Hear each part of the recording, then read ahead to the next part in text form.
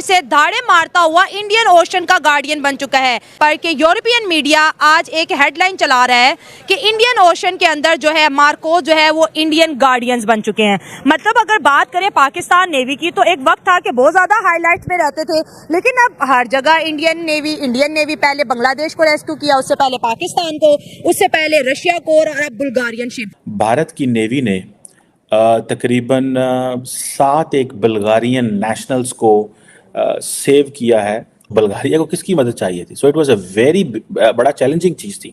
सो Bulgaria ने उनके foreign office ने, जारी बात है, मिनिस्ट्री ने इसको शुक्रिया अदा किया इंडिया का। देन उन्होंने प्राइम मिनिस्टर मोदी का शुक्रिया अदा किया। जो बुल्गारिया की डिप्टी प्राइम मिनिस्टर हैं संडे, उन्होंने नरेंद्र मोदी का शुक्रिया अदा किया। बुल्गारिया के प्रेसिडेंट ने ट्विटर पे इसका शुक्रिया अदा किया। सो बुल्गारिया के लिए बहुत बड़ा चैलेंज बन गया था जिसको वो एड्रेस नहीं। अमेरिका और जापान से लेकर यूरोप के कई देश प्रधानमंत्री मोदी के मुरीद हो चुके हैं। अब बुल्गारिया ने भी प्रधानमंत्री मोदी की जमकर तारीफ की है। जी हां, बुल्गारिया के राष्ट्रपति ने सोशल मीडिया पर प्रधानमंत्री मोदी का बहुत बहुत आभार जताया। सिर्फ सोमालिया के डाकुओं की तरफ से जो कब्जा है बुल्गारिया के जहाज को छुड़ाया, और बल्कि जो 17 बंधक इस जहाज में थे उन्हें भी छुड़ाया गया सही सलामत, जिसमें बुल्गारिया के 7 लोग भी शामिल। Mr. Modi posts on social media platform X thanking the Bulgarian president after the latter thanked India for rescuing its citizens from the hijacked ship MV Ruin.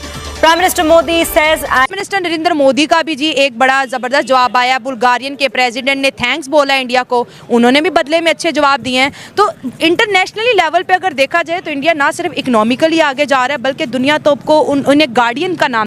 Bharat की नेवी ने जो है वो बल्गारियन नेशनल्स जो हैं उनको बचाए हैं। तकरीबन 7 से 8 उनकी तादाद बताई जा रही है, और ये भी कहा जा रहा है कि जी बहुत बड़ी बात है कि अगर भारत की नेवी जो है वो इंटरनेशनल वाटर्स में जाकर और वहां पर किसी भी दूसरी कंट्री के लोगों की जान बचा रही है, जो कि एक बहुत अच्छी और सॉफ्ट इमेज जो है वो दिखाता है भारत की। जय हिंद, वंदे मातरम। दोस्तों स्वागत है आपका और एक नए वीडियो में। दोस्तों, हिंद महासागर में भारतीय नेवी ने समुद्री डाकुओं के खिलाफ बहुत खतरनाक अभियान छेड़ के रखा है। पिछले कई महीनों में भारतीय नौसेना ने समुद्री डाकुओं के खिलाफ कई मिशन को अंजाम दिया है। भारत ने सिर्फ अपने ही नहीं बल्कि मित्र देशों के भी जो वेसल्स है उसको भी प्रोटेक्शन देके उनके जहाज भी समुद्री चाचों के चंगुल से छुड़ाए हैं।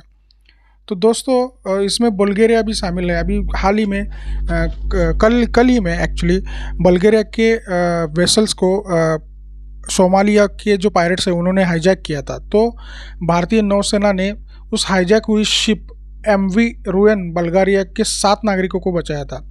इस जहाज़ को समुद्री लुटेरों ने अपने कब्जे में लिया था, लेकिन भारतीय नौसेना के जांबाज प्रयत्न की बदौलत भारत ने उसको रेस्क्यू किया और 7 नागरिक है उनको बुल्गारिया में अपने देश में पहुंचाया।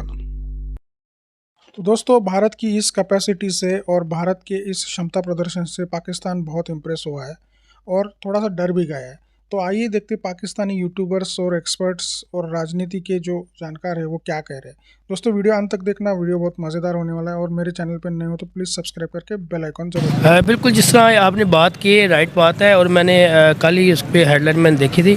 नो डाउट इंडिया की कहीं पर नेवी की बात कर ले, उनकी किसी भी सेक्टर में बात करें वो बहुत आगे है। नेवी की अगर बात करें तो वो काफ़ी आगे। अब लास्ट टाइम ये जो जिस तरह आपने बात न्यूज़ बताई है, तो ये मैंने परसों ही देखी है न्यूज़, तो मैं एकदम शॉक हो गया था कि जहाँ पे भी देखो इंडिया ये सबसे आगे है और पाकिस्तान में कहीं नज़र नहीं आया। नेवी में भी देखो पाकिस्तान बहुत ज़्यादा पीछे हो चुका है, हर सेक्टर में भी देखें तो नो डाउट। अगर जिस टाइम का मोदी आए हैं वहाँ पे मोदी उनकी गवर्नमेंट आई है, वो कोई ना कोई ऐसे काम करेगा, पूरी दुनिया उनकी तारीफ़ कर रही है और पूरे वर्ल्ड में उनकी तारीफ़ हो रही है। और फिर जहाँ हमारे कुछ यहाँ पे पाकिस्तान में हुक्मरान है जो तारीफ़ करते नज़र आ रहे हैं हमें। तो अगर हम अपने यहाँ पे प्राइम मिनिस्टर्स की बात करें, हम यहाँ पे अपने चीफ मिनिस्टर्स की बात करें, वो भी अब इंडिया के प्राइम मिनिस्टर की तारीफ़ें कर रखे। वो जो अच्छी मुकाम पर 45 हमारे जो मछेरे थे वो मछलियाँ ढूंढते हुए समुद्र में गए, वहाँ पर समुद्री तूफान से टकराए। अभी तक 14 लापता है और हमारे मुल्क में भी यही सजेशन दी जा रही थी कि आप इंडियन नेवी से मदद ले ले, क्या पता वो हमें ढूंढ के दे दे।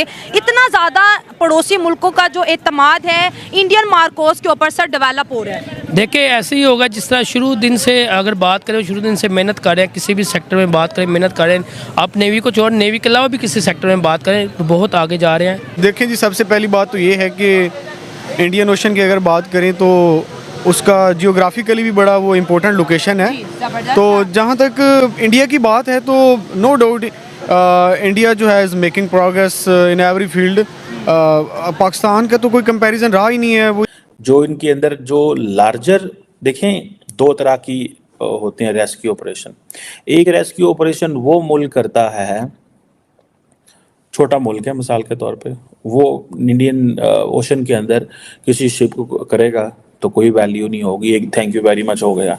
लेकिन अगर बड़ा मुल्क करेगा तो बड़ा मुल्क उसको फिर उस पैराए में लेके आता है। ठीक है, एक तो ये है ना कि जी आपकी शिप गुजर रही थी, आप वहाँ पेट्रोलिंग कर रहे थे, रास्ते में डिस्ट्रेस कॉल आ गई, आप वहाँ पहुँच गए, आपने बंदे छुड़ा लिए। एक होता है कि you are watching everyone, you are looking things.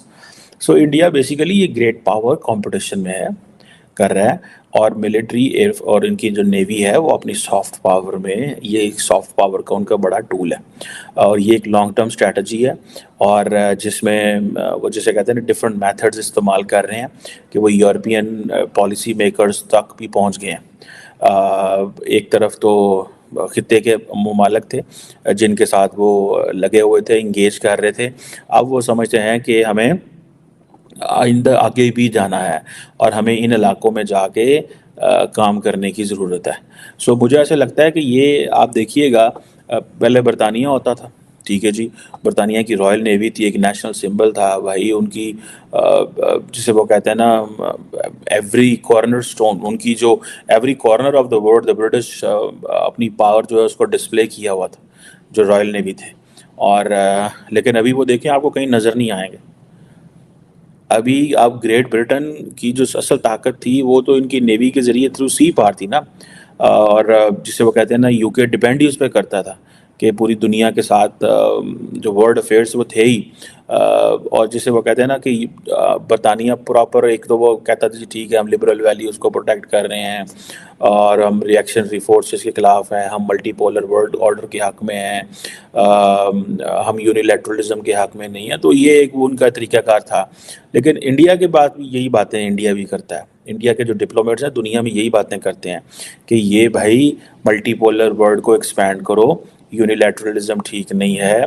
So India is basically breaking the status quo. So वो अपने आप को एक स्टेप आगे लेके जाना चाह रहा है। सो अमेरिकन हो, बरतानिया हो, वो इस सारे प्रोसेस में अपने आप को थोड़ा आगे की तरफ लेके जाना चाहते हैं, इस स्टेप इस तरह, ताकि वो दुनिया को ये बता सकें कि भाई अब इंडिया वैसा मुल्क नहीं है जैसे माजी में हुआ करता था। और सुना है कि डॉक्टर जयशंकर ने भी उसके ऊपर ट्वीट की और उन्होंने कहा व्हाट फ्रेंड्स आर फॉर, मतलब ये है सॉफ्ट पावर। जिन लोगों को नहीं पता, ये है सॉफ्ट पावर। अगर आप जो उनकी ट्विटर हैंडल पे जाएंगे जो डॉक्टर जयशंकर का है, जयशंकर आपको पता है बड़े सीजन किस्म के, बड़े तगड़े किस्म के डिप्लोमेट हैं। इस खित्ते में मैं नहीं समझता कि इतना मंजे हुए कोई डिप्लोमेट हो जितना मंजे हुए डिप्लोमेट डॉक्टर जयशंकर हैं।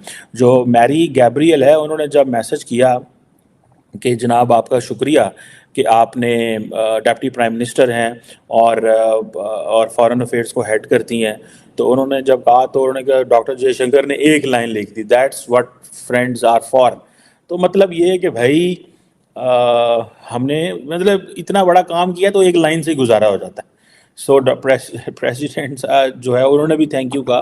जाहिर बात है बल्गारियन मीडिया में आप देखें तो ये बड़ा एक जिसे वो कहते हैं ना चैलेंजिंग चीज़ थी, ठीक है जी। और ये एक है। सो अब ये जो सॉफ्ट पावर की बात है कि कैसे इंडिया की सॉफ्ट पावर इससे इंक्रीज हो रही है।